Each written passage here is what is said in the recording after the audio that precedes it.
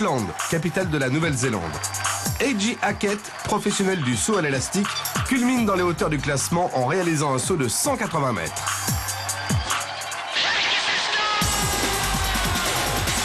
Un saut de la Sky Tower qui atteint les 323 mètres. 1000 personnes sont venues ce jour-là admirer ce casse-cou. Une prise de risque qui mérite une récompense. A.J., vous êtes le 17e de ce classement. Bref, pour entrer dans les annales des records, il faut forcément donner de son corps. Un toucher de ballon synonyme de victoire.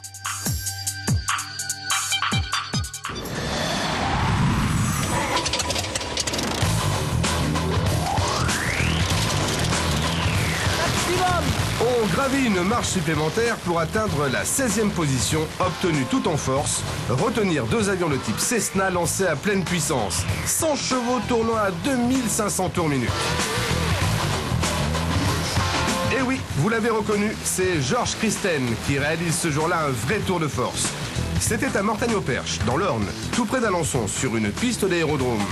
Lui n'a pas été ébranlé une seule seconde, mais il a dû tenir 1 minute sans rien concéder à ses 2 pilotes qui ne rêvaient que de ciel bleu.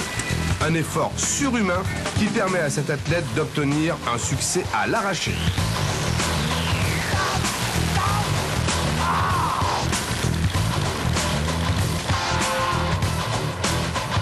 Ah, la victoire fait oublier beaucoup de choses.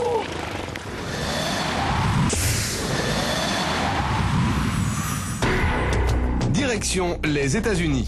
Rob Williams, un Texan, a concocté un sandwich le plus rapidement possible avec ses pieds. Et oui, à chacun sa manière de faire la cuisine.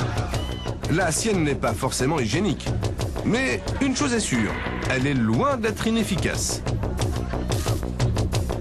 En effet, il a mis 1 minute 57 secondes pour préparer cette collation absolument complète. Moutarde, jambon, fromage, laitue, tomates, cornichons, rien ne manque, y compris diverses sauces pour agrémenter le tout. Et comme dans les meilleurs fast-food, il a même rajouté les petits pics qui nous permettent de le manger plus facilement. Une efficacité qui ne convainc pas forcément et surtout qui coupe l'envie d'être convié à sa table. Bref, une 15e place assez surprenante et qui prête à rire. 14e place, on revient dans l'univers casse-cou des records. Et voici Stig Gunther, célèbre cascadeur au Danemark. Il a décidé d'effectuer une chute de 104 mètres sans parachute et sans aucune protection. Le but ? Retomber sur un matelas d'air conçu spécialement pour cette tentative de record.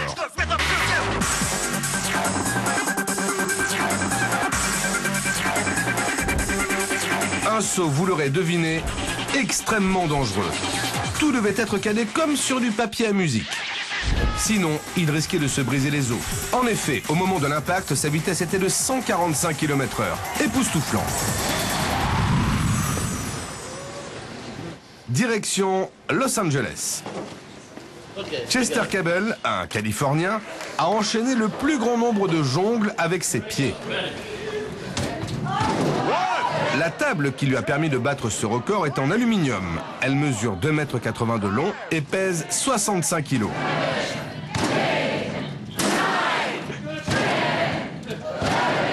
Chester a enchaîné sans aucune difficulté 17 rotations.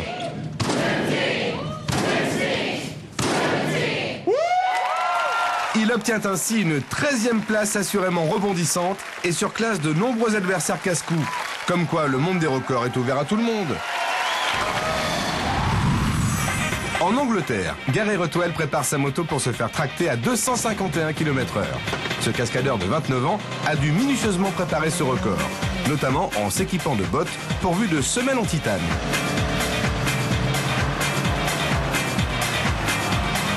Certaines modifications ont également été nécessaires sur sa moto.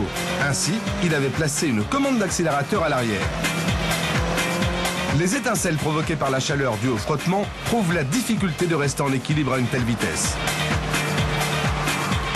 Le juge a un simple radar qui a évalué sa vitesse à 251 km/h.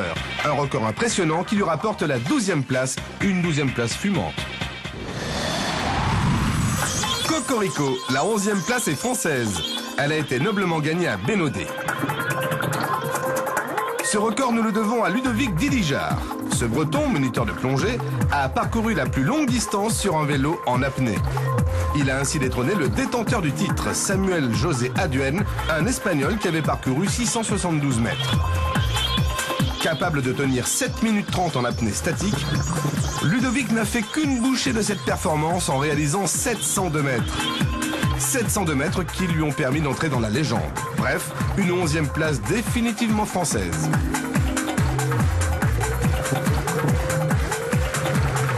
Et en plus, il a des airs de Grand Bleu.